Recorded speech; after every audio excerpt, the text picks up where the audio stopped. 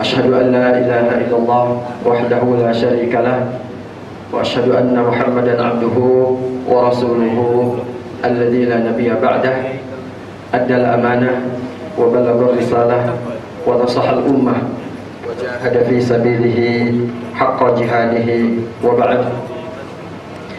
Bapak Ibu jamaah Masjid Al-Ikhlas yang dimuliakan Allah Subhanahu wa taala, uhayyikum jami'an bi tahiyatil Islam. Assalamualaikum warahmatullahi wabarakatuh.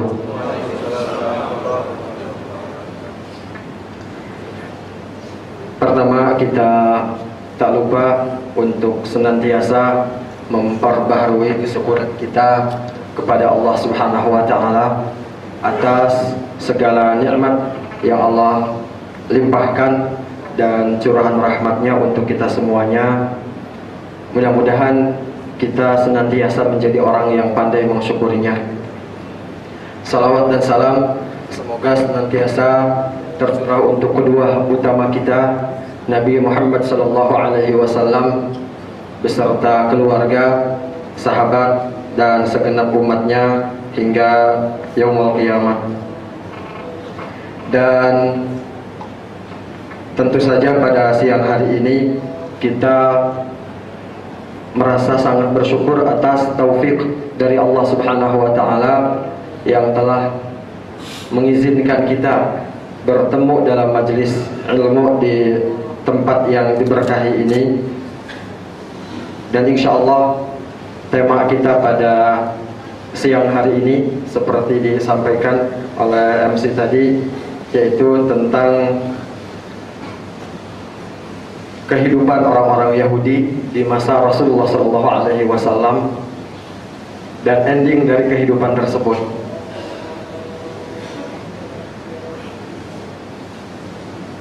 Rasulullah SAW ketika diutus oleh Allah Subhanahu wa taala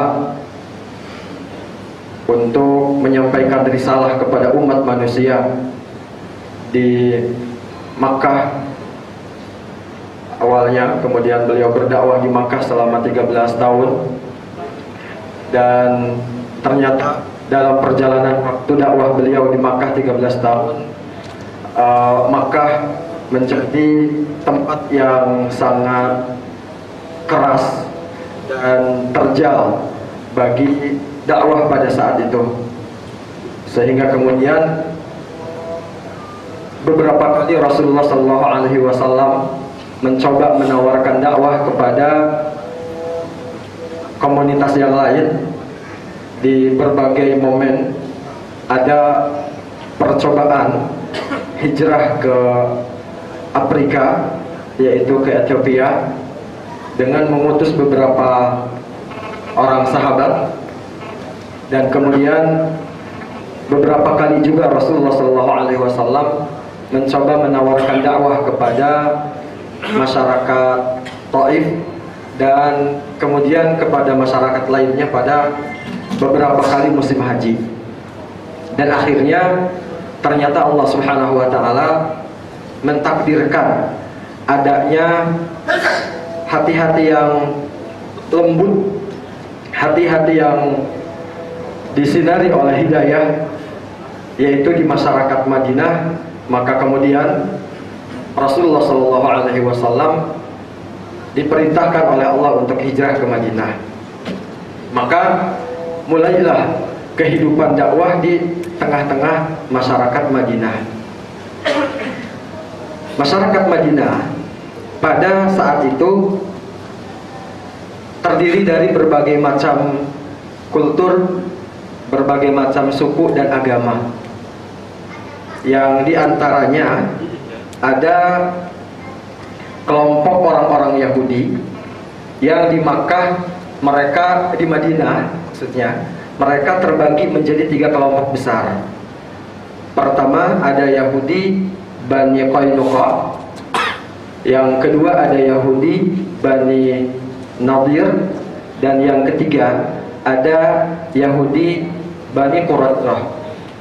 Jadi orang-orang Yahudi itu adalah orang-orang keturunan Nabi Yakub yang mana Nabi Yakub ini nama lainnya adalah Israel, gitu ya. Yakub atau Israel, sehingga putra-putra Yakub itu disebut dengan Bani Yakub atau Bani Israel, gitu ya, Bani Israel, putra-putra Yakub.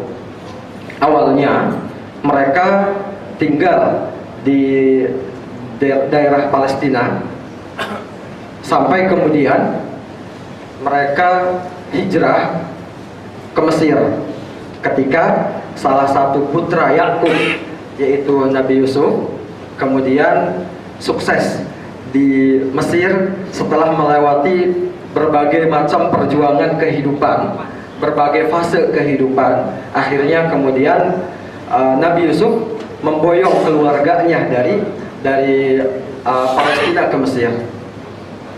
Nah, kemudian mereka hidup lama di Mesir dalam kesejahteraan sampai kemudian Nabi Yusuf sudah tidak ada, sudah meninggal, dan ujung-ujungnya mereka hidup di Mesir ini dalam kondisi termarginalkan dengan kepemimpinan beberapa orang Nabi yang diutus oleh Allah Subhanahu wa Ta'ala. Dan kemudian sampailah kepada masa Nabi Musa alaihissalam. Nabi Musa yang terlahir dari rahim Bani Israel, yang kemudian dengan terlahirnya Nabi Musa ini Allah Subhanahu wa Ta'ala mengangkat kembali martabat orang-orang Israel di Mesir. Awalnya mereka tertindas atau ditindas oleh Firaun, gitu ya, oleh beberapa Firaun di Mesir. Nah, kemudian Nabi Musa menyelamatkan orang-orang Bani Israel dan membawa mereka keluar dari Mesir dan kembali ke Palestina, gitu ya. Kembali ke Palestina. Tapi kemudian setelah itu mereka menjalani hidupnya dengan berbagai macam perjalanan kehidupan, dan terakhir ketika menjelang diutusnya Rasulullah SAW, mereka semacam komunitas yang berdiaspora. Mereka tidak punya negeri. Mereka hidup di semenanjung Arabia sebagiannya, dan di antara mereka ada 3 kelompok besar yang hidup di daerah Yathrib atau Madinah. Mereka beranak pianak di situ sambil menunggu kedatangan seorang nabi yang akan menjadi penolong mereka, yang kembali akan mengangkat harkat martabat mereka. Itu yang mereka lakukan di Madinah. Nah, tapi kemudian tunggu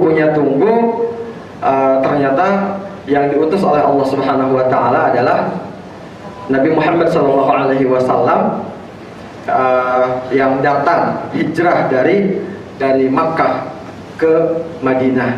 Nah, jadi itu ketika Rasulullah SAW hijrah ke Madinah, salah satu komunitas besar yang ada di situ diantaranya orang-orang Yahudi yang memang sudah cukup lama tinggal di situ. Kemudian ada kelompok lain yang dari sisi keagamaan merupakan kelompok paganis, yaitu 2 kabilah besar, Aus dan Khazraj. Mereka dari sisi keagamaan mirip dengan orang-orang Makkah.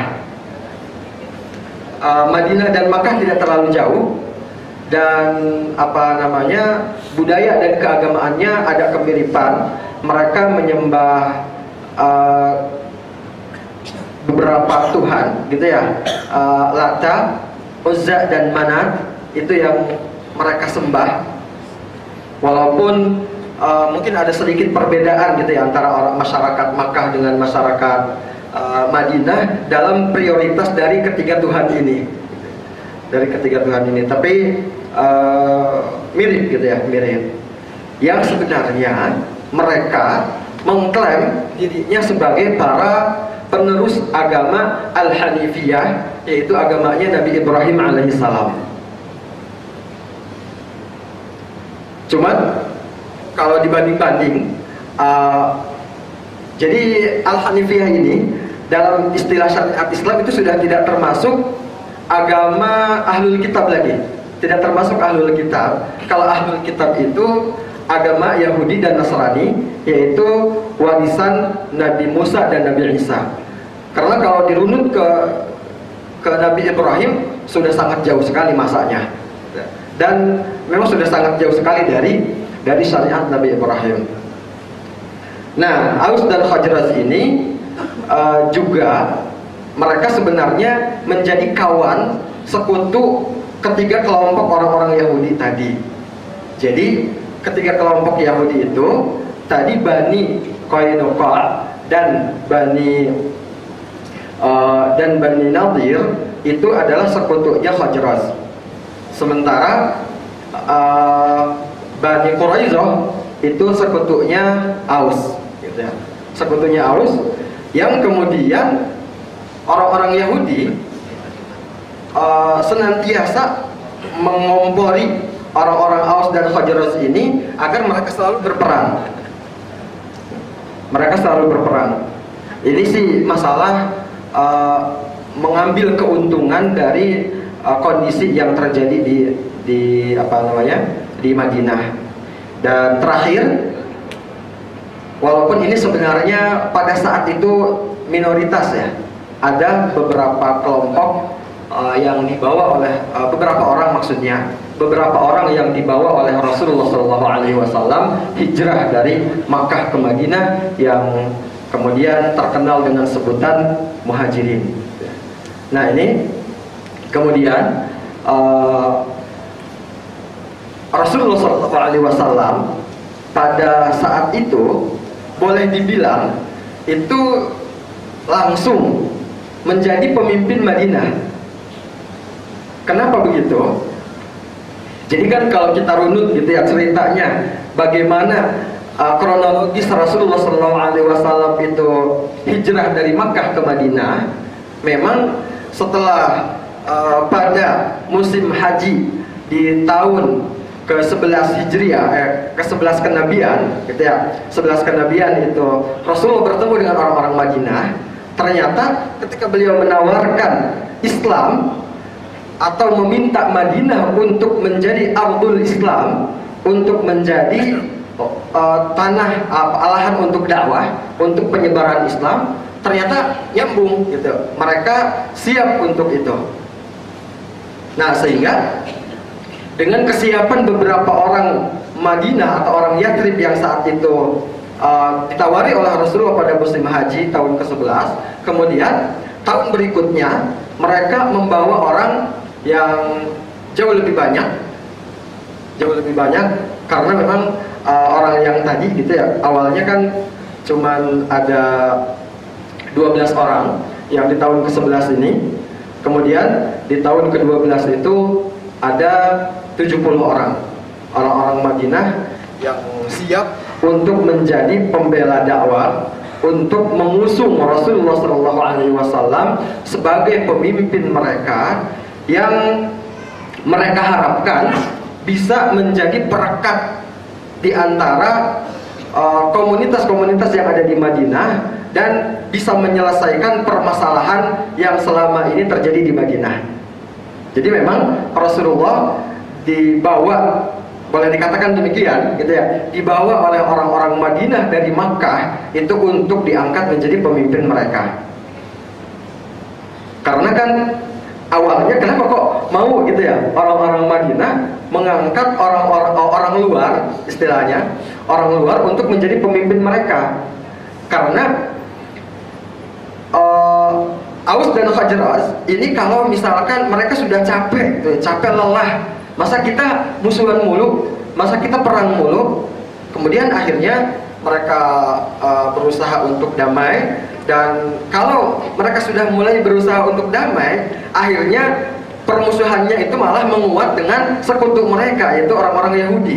Karena orang-orang Yahudi tidak suka Nah, kalau mereka sudah mulai punya masalah dengan orang-orang Yahudi, mulailah orang-orang Yahudi ini ngancam mereka, kalau kalian bermasalah dengan kami, maka tunggulah, Allah Subhanahu wa taala akan mengutus seorang nabi yang akan menjadi pembela kami dan akan istilahnya akan memberangus kalian, akan memerangi kalian. Itu kata orang-orang Yahudi. Akhirnya ketika mereka mendapatkan kabar tentang adanya seorang nabi yang bahkan siap berada di pihak mereka, katakan demikian, mereka sangat senang sekali karena mereka sudah pengen melepaskan diri dari hegemoni orang-orang Yahudi. Nah, kemudian karena Rasulullah SAW dinobatkan sebagai pemimpin Madinah, maka kemudian Rasulullah SAW pun mempersiapkan hal-hal terkait untuk mendukung kepemimpinannya. Salah satunya itu adalah undang-undang yang kita kenal dengan Piagam Madinah. Undang-undang yang kita kenal dengan Piagam Madinah ini contoh dari intisari konten muatan dari Piagam Madinah. Ada 7 bidang di sini, politik, agama, sosial, kemudian perundang-undangan, ekonomi, pertahanan, dan terkait dengan kedudukan antara hubungan gitu ya, hubungan antara orang-orang Islam dan orang-orang lain, orang-orang Yahudi dan kaum pagan tadi gitu, paganis. Contohnya, misalkan Nabi Muhammad SAW menyelesaikan semua masalah masyarakat Madinah berasaskan semangat musyawarah dan berlandaskan keadilan. Kemudian rakyat Madinah bebas memilih dan mengamalkan agama masing-masing, tapi mereka dituntut untuk menghormati agama yang dianut oleh individu yang lain. Kemudian setiap individu mempunyai tanggung jawab yang sama terhadap negara Madinah. Salah satunya kemudian di dalam pertahanan, setiap rakyat mempunyai tanggung jawab untuk mempertahankan Madinah dari ancaman luar, gitu ya, dari ancaman musuh dari luar Madinah. Dan pada saat itu musuh yang paling utama itu sebenarnya orang-orang Quraisy. Orang-orang Quraisy yang harusnya gitu ya, awalnya tidak ada hubungan dengan masyarakat Madinah lama, dengan masyarakat Madinah asli, tapi karena mereka sudah berikrar untuk membela Rasulullah SAW dengan nyawa dan harta mereka, maka masalah Rasulullah adalah masalah mereka. Nah, kemudian itu komitmen orang-orang Islam, ya, orang-orang Islam yang berbaiat kepada Rasulullah pada Bai'atul Aqabah tadi, yang 70 orang. Nah, tapi kemudian ketika sudah berbicara kenegaraan, yaitu negara Madinah tadi, maka untuk terciptanya stabilitas negara, maka ini harus menjadi komitmen seluruh masyarakat yang ada di negeri tersebut, termasuk orang-orang Yahudi di dalamnya. Nah, baik, kemudian kita lebih khusus ke kelompok-kelompok Yahudi, yang ada 3 kelompok tadi. Yang pertama, Yahudi Bani Qainuqa.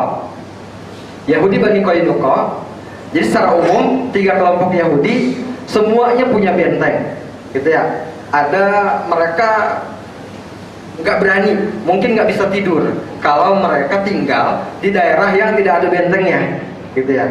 Maka kita lihat 3 kelompok Yahudi yang ada di Madinah itu semuanya hidup di dalam benteng. Kalau kita lihat sekarang, Yahudi di Palestina sekarang itu juga selalu membangun benteng. Setiap ada pemukiman Yahudi dibangun, maka langsung dilindungi oleh benteng. Makanya ketika ada pemukiman baru gitu ya, Yahudi membuat pemukiman baru mencaplok tanahnya orang-orang Palestina, kemudian bentuk benteng itu semakin tidak jelas gitu ya bentuknya. Karena bagaimana mereka membuat agar pemukiman Yahudi ada di dalam benteng, sementara pemukiman orang-orang Palestina ada di luar benteng. Jadi berliuk-liuk gitu ya, berliuk-liuk. Bahkan kemudian kalau kita lihat di di tayangan-tayangan kayak di internet gitu ya, ada masyarakat Palestina yang terpisah dari keluarganya oleh benteng Yahudi, hanya untuk tujuan agar benteng Yahudi itu nyambung gitu, nyambung, berliuk-liuk. Mereka hanya bisa bertemu dengan saudaranya itu dari balik jeruji gitu ya, atau pagar yang dibuat oleh orang-orang Yahudi. Demikian pula halnya dengan kelompok yang pertama dari orang-orang Yahudi di Madinah, yaitu Bani Qainuqa. Mereka secara mata pencaharian, mereka para pedagang, pengrajin perhiasan dan senjata, pandai besi gitu ya diantaranya. Jadi mereka dengan persenjataan itu udah biasa. Ini orang-orang Bani Qainuqa. Bahkan walaupun Madinah secara umum itu adalah daerah yang subur, yang sangat subur, tapi mereka tidak biasa bertani. Nanti yang biasa bertani itu dua kelompok yang lainnya, yaitu Bani Nadir dan Bani Quraisyah. Nah, yang ini Bani Qainuqa, mereka lain dari kedua kelompok yang lainnya. Nah, kemudian dengan bentuk mata pencaharian mereka seperti itu, mereka menjadi penguasa perekonomian Madinah. Jantung perekonomian Madinah itu ada di pasar Bani Qainuqa. Ketika Rasulullah dan para sahabatnya datang, kondisinya seperti itu, gitu ya, di pasar Bani Qainuqa. Nah, kemudian singkat cerita, pada tahun kedua Hijriah terjadi peperangan antara umat Islam dengan musuh utama dakwah pada saat itu, yaitu kafir Quraisy. Kafir Quraisy pada momentum perang Badar. Ini sangat terkenal gitu ya, momentum perang Badar. Dan ternyata Allah Subhanahu wa taala memberikan pertolongan kepada pasukan Rasulullah yang walaupun jumlahnya sangat sedikit, tapi mereka mendapatkan kemenangan besar luar biasa. Ini menjadi modal eksistensi dakwah yang sangat bagus pada saat itu. Akhirnya mereka pulang dari Badar ke Madinah dengan membawa kemenangan, disambut dengan sukacita, dengan gembira oleh masyarakat Madinah, kecuali orang-orang Yahudi. Orang-orang Yahudi ketika melihat umat Islam menang melawan musuh utama mereka, mereka mulai belingsatan, mereka mulai keluar keringat dingin besar kecil, dan mereka mengatakan ternyata Muhammad dan kawan-kawannya itu masalah serius buat kita. Itu kesimpulan mereka, kesimpulan orang-orang Yahudi gitu. Nah, kemudian yang pertama mengekspresikan kesimpulan dalam bentuk permusuhan itu adalah Bani Qainuqa, karena memang Bani Qainuqa hidupnya di dalam kota, di pusat tadi, di pasar Madinah, di pasar Bani Qainuqa. Sehingga kemudian mereka merasa kuat, walaupun secara umum Yahudi nggak biasa perang sebenarnya, nggak biasa perang. Tapi mereka katakan kayaknya sih Muhammad itu menang karena orang-orang Makkah, orang-orang Quraisy itu bukan orang-orang yang pandai berperang, gitu kata mereka. Nah, maka sekarang mendingan kita tantang saja Muhammad dan sahabat-sahabatnya untuk perang kontras kita, gitu kata mereka. Nah, kemudian sebenarnya tahapannya nggak sekaligus. Mereka pertama mengintimidasi masyarakat Madinah, terutama yang Muslim, terutama yang bukan Yahudi. Gitu. Kalau sama Yahudi sih enggak, mereka kompak. Dan intimidasi yang pertama itu dilakukan secara verbal terus gitu, sampai akhirnya ada peristiwa yang menjadi pemicu peperangan. Puncak intimidasi mereka itu ketika seorang wanita muslimah berbelanja di pasar orang-orang Bani Qainuqa. Nah, dia belanja ke situ, kemudian digodain oleh orang-orang pasar. Dia mengalami pelecehan seksual, gitu ya, si wanita ini. Sampai akhirnya si wanita sangat ketakutan dan dia berlindung di di salah satu pojokan pasar atau kios yang ada di situ, yang ternyata milik orang-orang Yahudi juga, karena memang itu pasarnya mereka, gitu ya, pasarnya mereka. Akhirnya ketika itu dikerjain sama pemilik kios itu, ujung pakaian si wanita muslimah itu diikatkan ke sesuatu, sehingga ketika wanita muslimah ini beranjak mau pergi, maka tersingkaplah auratnya, gitu ya, nyangkut kan, disangkutkan gitu bajunya, sangkutkan. Nah, maka kita bisa bisa tebak gitu ya, wanita ini tentu menjerit, gitu ya, menjerit. Kemudian tiba-tiba ada seorang pemuda yang keluar dari kerumunan, yang ternyata dia adalah seorang pemuda muslim yang girohnya bangkit. Giroh itu artinya kecemburuan. Kalau agamanya diganggu, dia cemburu, gitu ya, dia nggak rela. Nah, maka sang pemuda muslim ini membunuh Yahudi yang ngerjain si muslimah tadi. Dan kita bisa tebak juga resiko yang tindakan sang pemuda muslim ini. Dia berbuat macam-macam kalau bahasa ininya, gitu ya, sama orang Yahudi, disarang mereka. Maka karena dia membunuh orang Yahudi tadi, akhirnya dia dikeroyok oleh orang-orang pasar yang notabene orang-orang Yahudi Bani Qainuqa. Nah, akhirnya peristiwa ini sampai kepada Rasulullah SAW, dan Rasulullah kemudian memutuskan untuk mengepung benteng Bani Qainuqa.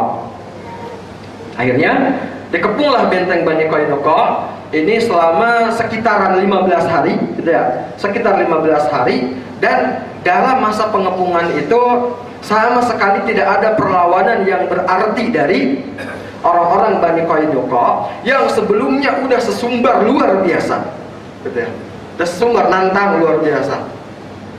Akhirnya kemudian Bani Qainuqa diusir oleh Rasulullah SAW dari Madinah. Ya. Baik, nah ini cerita tentang Bani Qainuqa yang terusir karena ulah mereka pasca perang Badar, gitu ya, pasca perang Badar di tahun kedua Hijriah. Kalau perang Badar itu terjadi di bulan Ramadan, maka pengusiran mereka terjadi di bulan berikutnya, di bulan Syawal, gitu ya, di bulan Syawal tahun kedua Hijriah. Kemudian kelompok yang kedua adalah Bani Nadir. Nah, Bani Nadir ini agak berbeda tadi. Mereka hidup di bertani, dan hasil pertaniannya itu yang sangat bagus, kurma dan anggur, gitu ya. Jadi banyak pohon-pohon kurma. Kemudian di di sela-sela pohon-pohon kurma itu kan, kalau pohon kurma tidak terlalu rapat, gitu ya. Nah, maka di situ ditanam anggur, dan mereka termasuk penghasil anggur yang sangat bagus, kurma dan anggur yang sangat bagus. Walaupun sebenarnya untuk kebutuhan pangan mereka tetap masih ada proyek impor dari Syam, gitu ya, impor madu, kemudian gandum, tepung, gitu ya, gandum dan minyak. Mereka itu impor dari Syam untuk menambah kecukupan pangan mereka. Bahkan kurma Madinah itu pada saat itu boleh dibilang hampir gitu ya, hampir berfungsi sebagai mata uang gitu ya, alat tukar. Jadi kalau lagi mendesak, tidak ada dirham dan dinar, mereka bisa berbelanja dengan menggunakan kurma. Dan kurma Madinah itu berbagai macam gitu ya, banyak macamnya. Kemudian kita singkat saja, pada tahun keempat Hijriah itu terjadi perang Uhud. Kita tahu bagaimana peristiwa perang Uhud ini terjadi. Jadi awalnya sebenarnya kan ketika orang-orang Quraisy mengalami kekalahan fatal pada perang Badar, kemudian mereka sebenarnya mentalnya jatuh. Mereka pulang ke Madinah dengan dengan dendam yang tidak terbalaskan, dendam yang mengendap dalam benak mereka, yang akhirnya dendam itu kemudian memuncak dan membuncah ketika mereka diprovokasi oleh orang-orang Yahudi, yang diantaranya adalah Yahudi Bani Nadir. Jadi orang-orang Bani Nadir, sebenarnya Bani Nadir sama Bani Qainuqa juga, mereka datang sengaja ke Makkah untuk ngomporin agar mereka kembali menyerang Madinah. Nah, maka singkatnya, Quraisy mempersiapkan 3.000 pasukan dan berangkat untuk menyerang Madinah yang dipimpin oleh Abu Sufyan pada saat itu. Abu Sufyan bin Harb. Abu Sufyan bin Harb ini juga pemimpin pasukan atau kafilah dagang yang dicegat oleh Rasulullah pada perang Badar.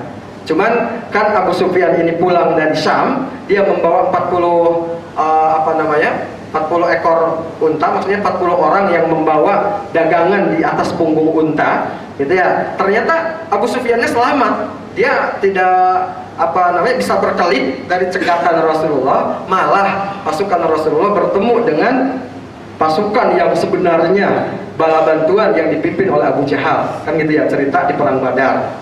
Nah, pada perang Uhud, Abu Sufyanlah yang memimpin pasukan.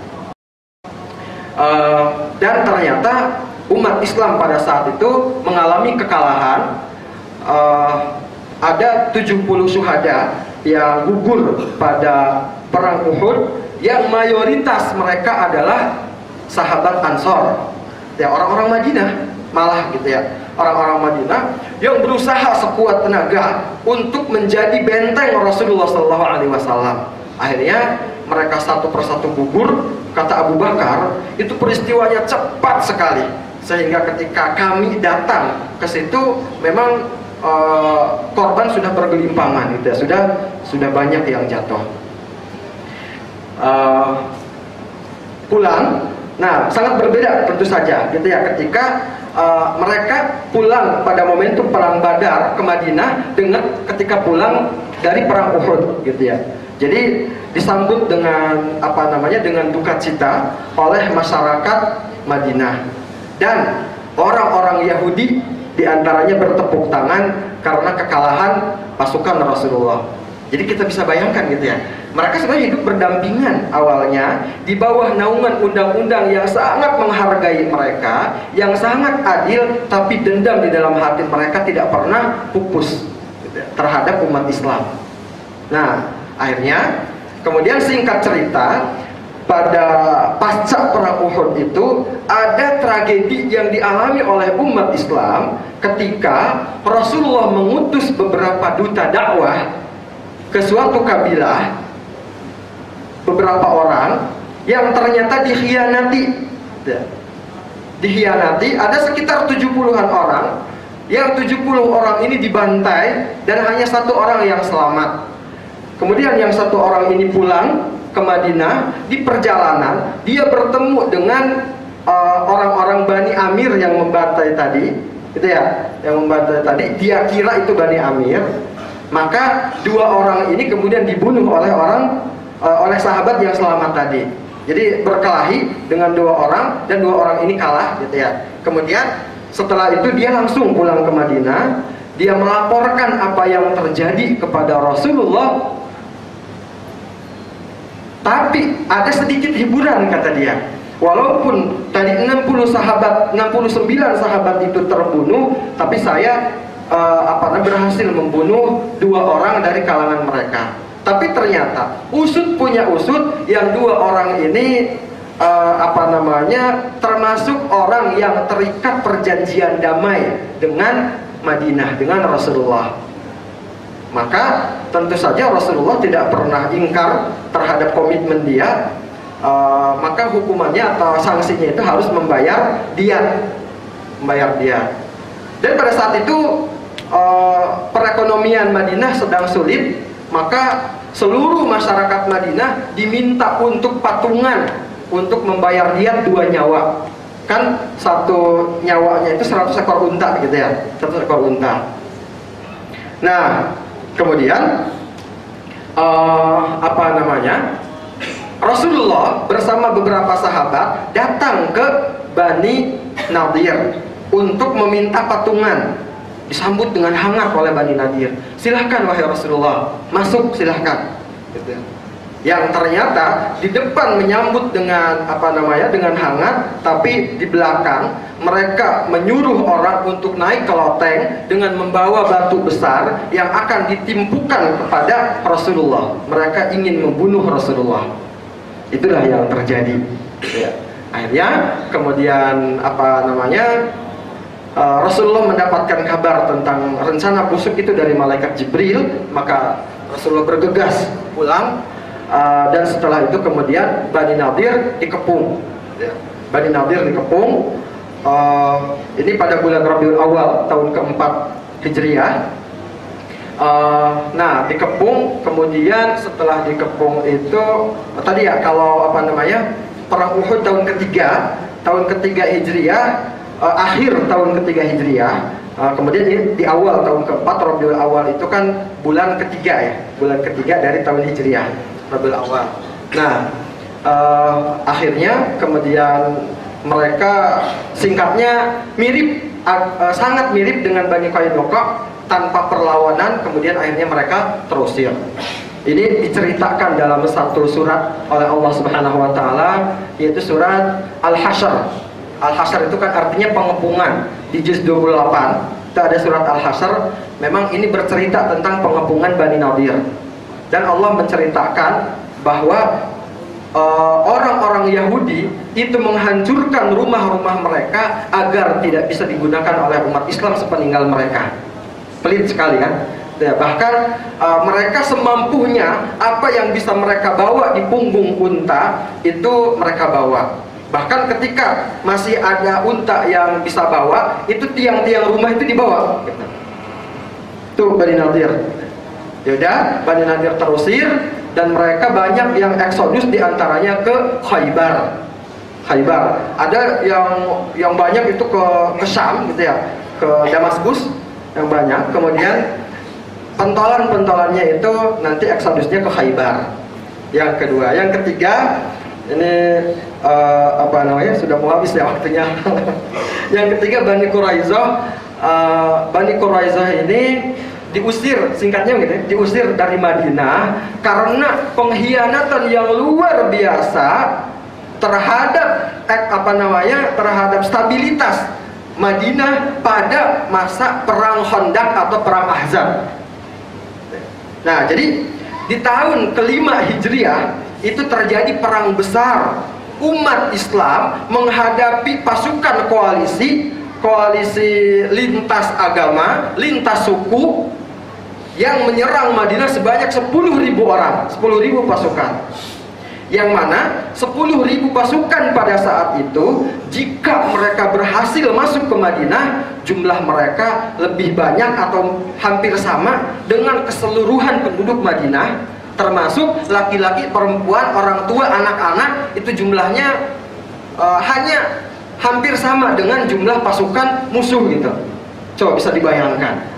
Yang akhirnya kemudian Allah Subhanahu wa taala memberikan pertolongan kepada mereka dengan mengilhamkan satu ide melalui Salman Al-Farisi. yang kemudian membangun benteng bukan ke atas tapi ke bawah dalam bentuk lobang gitu ya, lobang panjang.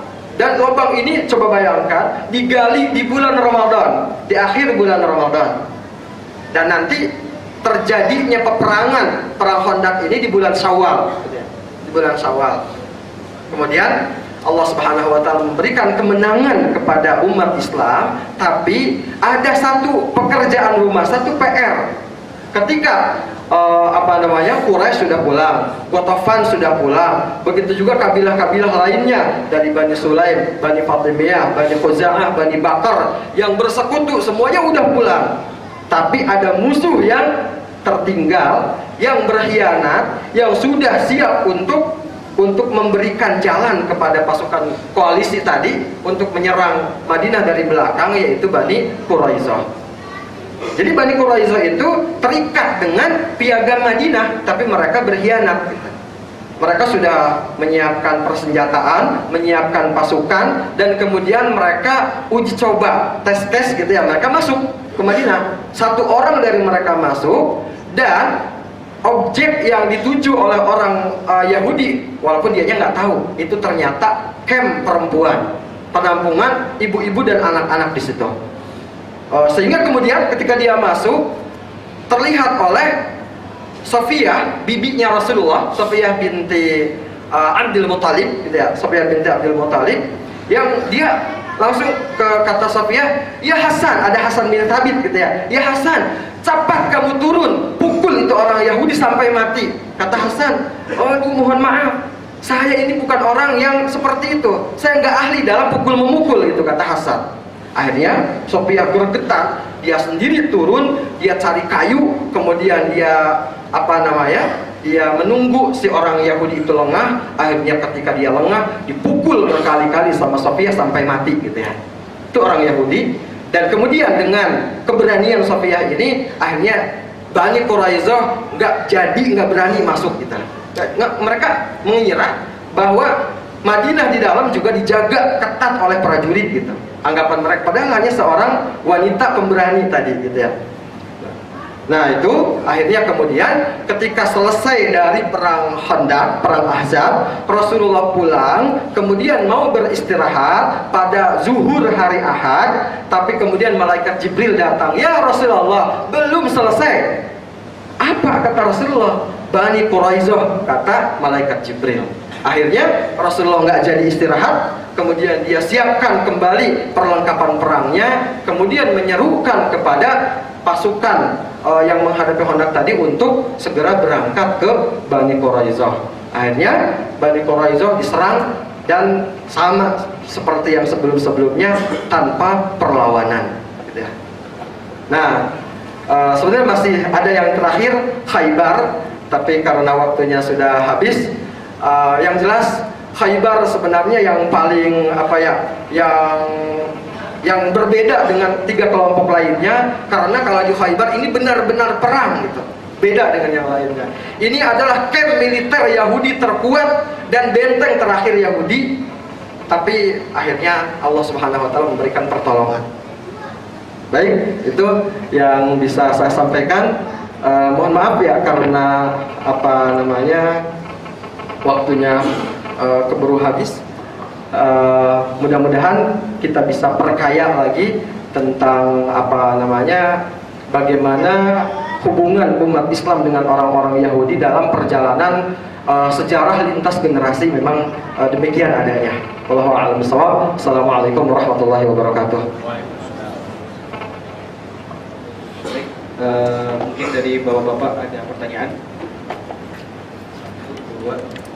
Dulu dari ibu ada pertanyaan? Ada? Baik, dua pertanyaan.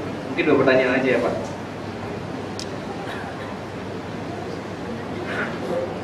Assalamualaikum. Saya cukup satu. Minta dilanjutkan Ustaz yang tentang penyerangan Khaybar.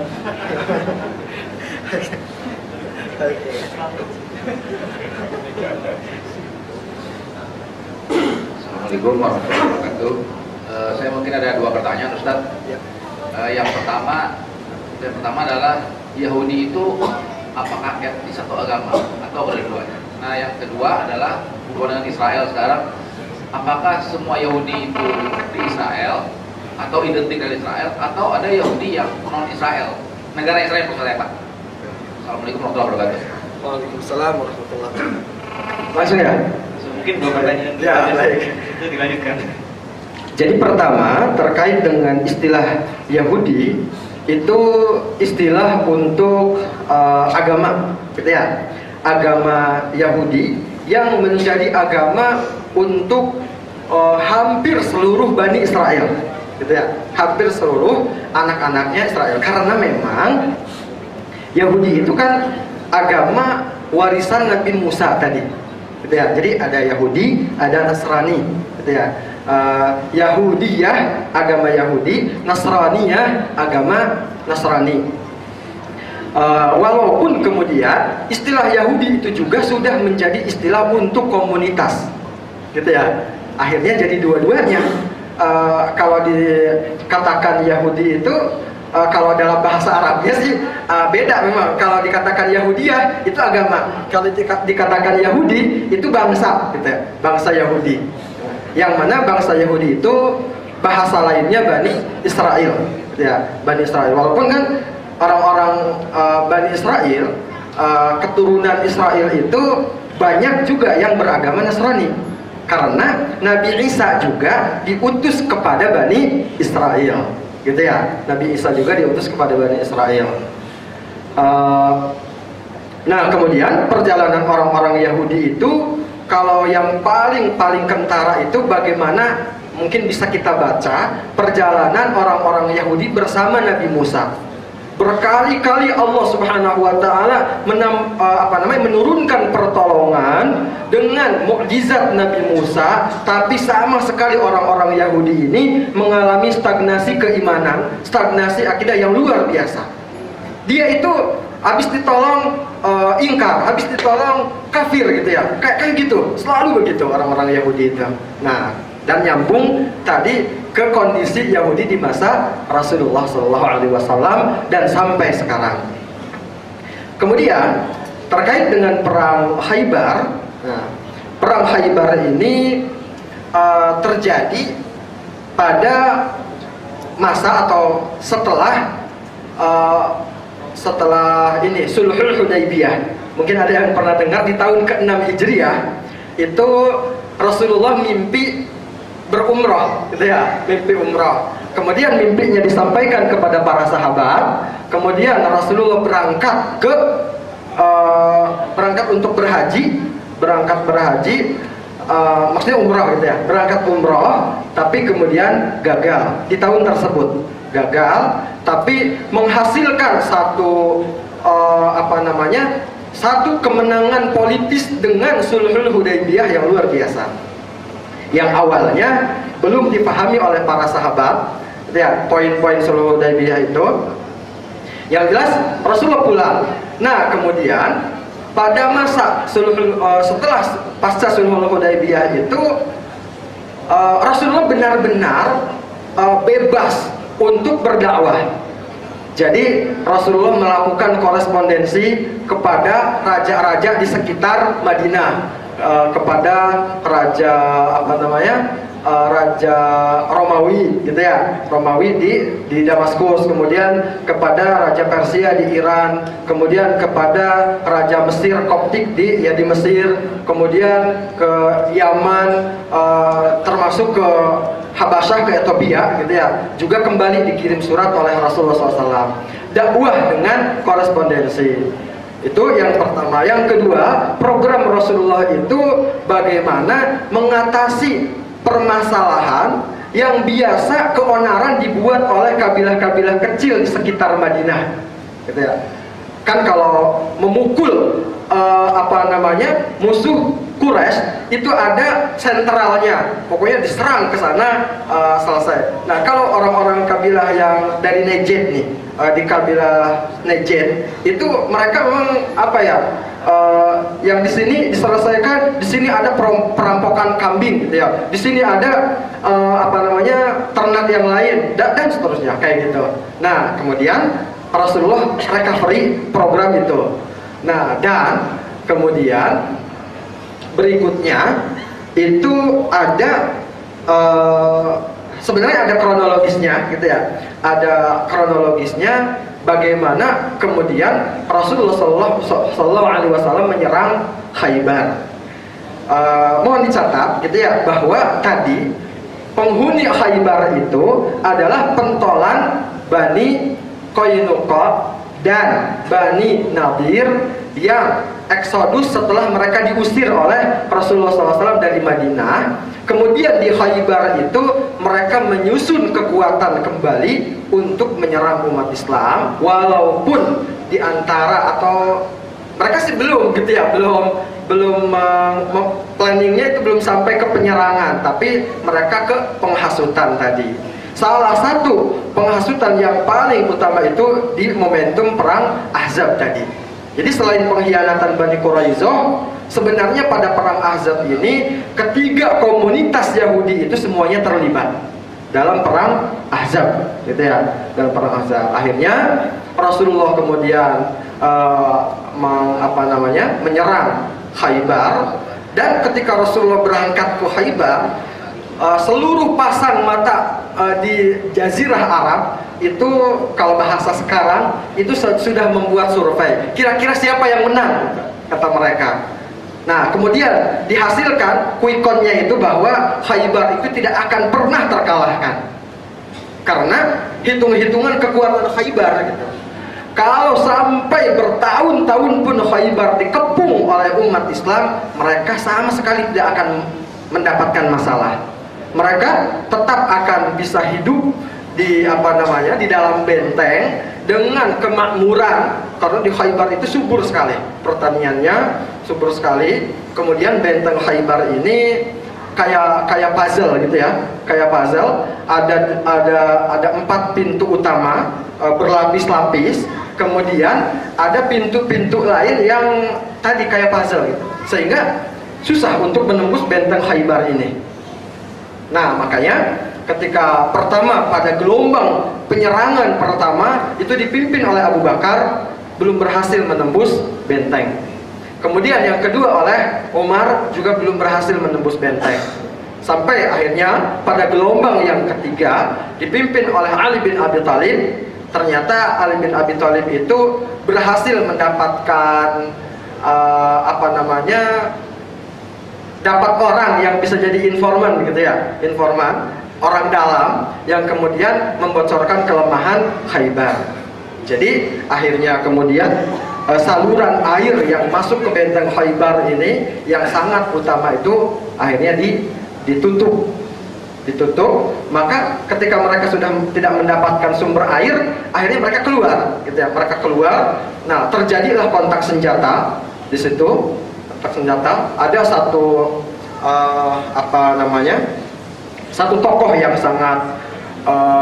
sangat kuat, yang pertama kemudian dikalahkan oleh Ali bin Abi Thalib, yang membuat mental orang-orang Khaybar kemudian jatuh, dan akhirnya orang-orang Khaybar kalah. Singkatnya mereka kalah, dan lembaga-lembaga survei pada saat itu salah gitu ya.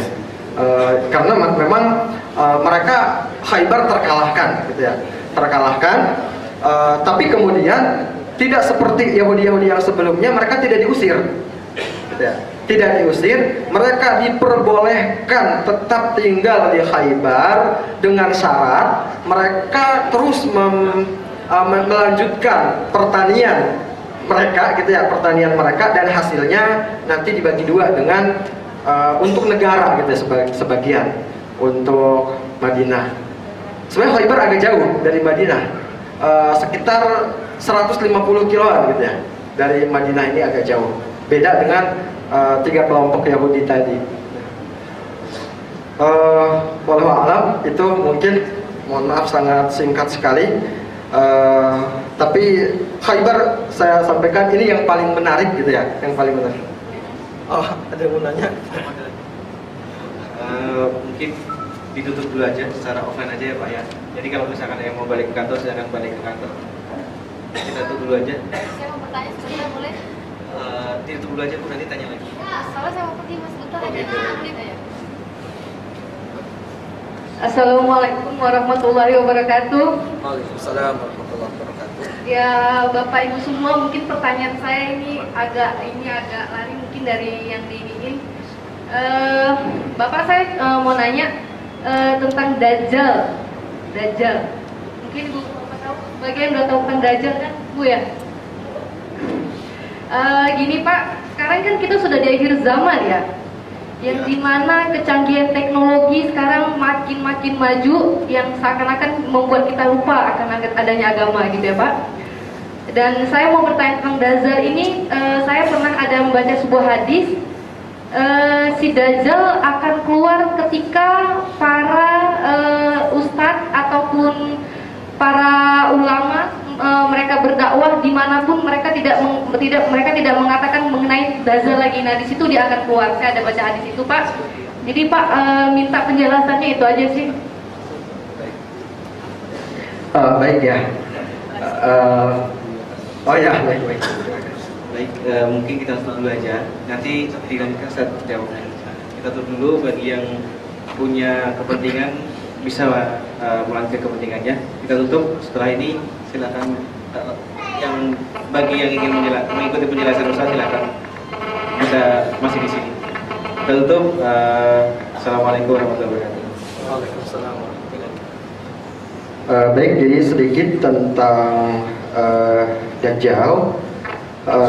Memang itu salah satu nubuwah gitu ya. Nubuwah itu mukjizat kenabian Nabi Muhammad SAW yang menyampaikan prediksi akan datangnya Dajjal di akhir zaman, yang sebenarnya kesimpulan para ulama tentang Dajjal ini ada dua macam. Pertama, Dajjal itu sosok gitu ya, sosok satu makhluk yang nanti akan berbuat kerusakan dan akan membolak-balikan kebenaran gitu ya. Jadi apa yang benar itu terlihat salah dan apa yang salah terlihat benar, sehingga banyak orang-orang yang tertipu oleh Dajjal.